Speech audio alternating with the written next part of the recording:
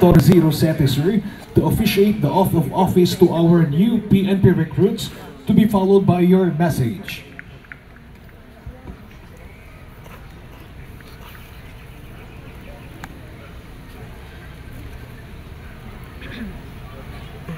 Okay, please take seats.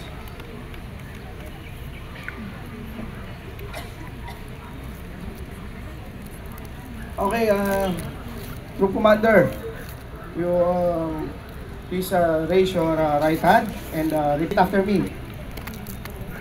Come on! No!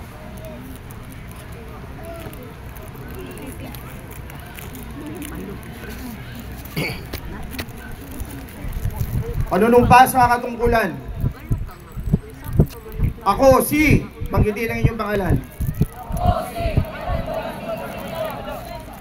Na hinirang sa katungkulan bilang patrolman, patrolwoman ng pambansang pulisya ay taimtim na nanunumpa natutuparin ko ng buong puso, husay at katapatan sa abot ng aking kakayahan ang mga tungkulin ng aking kasalukuyang katungkulan at ng mga iba pang pagkaraan nito'y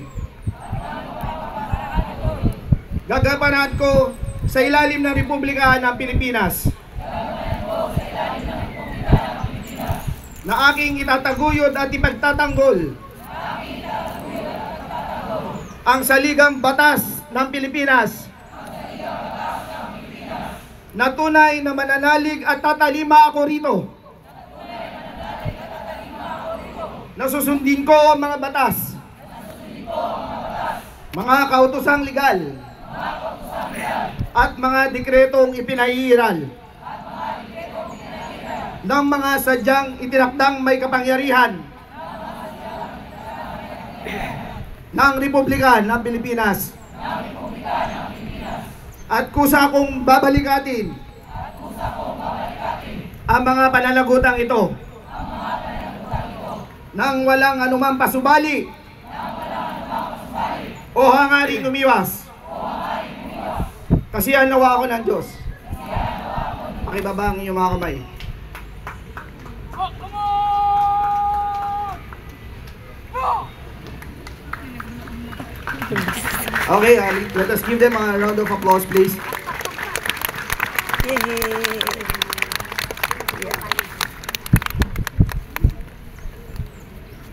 Okay, Troop Commander, you give tikas pahinga to our applicants.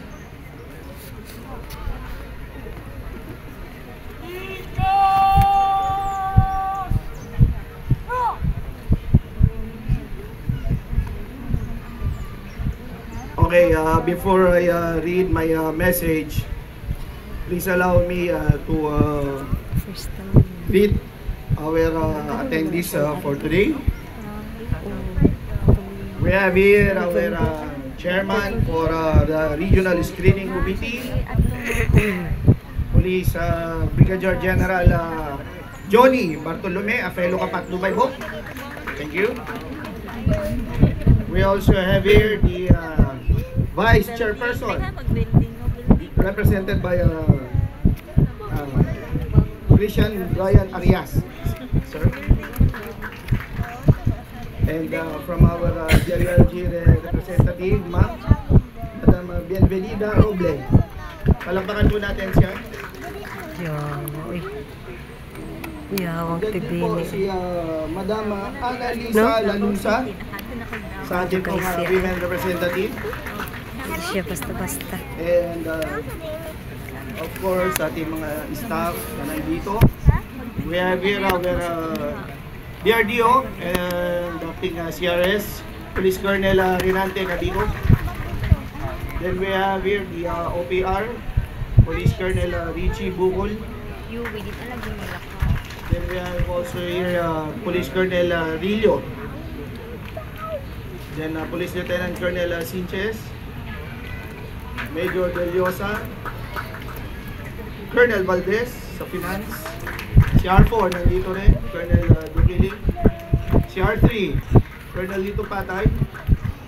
And then sa Recruitment Service, si Colonel Lugo. And sa training center natin, si Colonel Fontalva.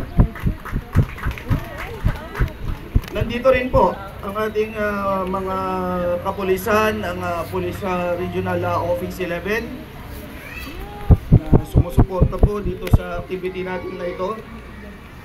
At of course, sa mga kapamilya at mahal sa buhay ng ating mga PNP applicants, dito po kayo lahat. Parutan po natin ang ating mga sarili.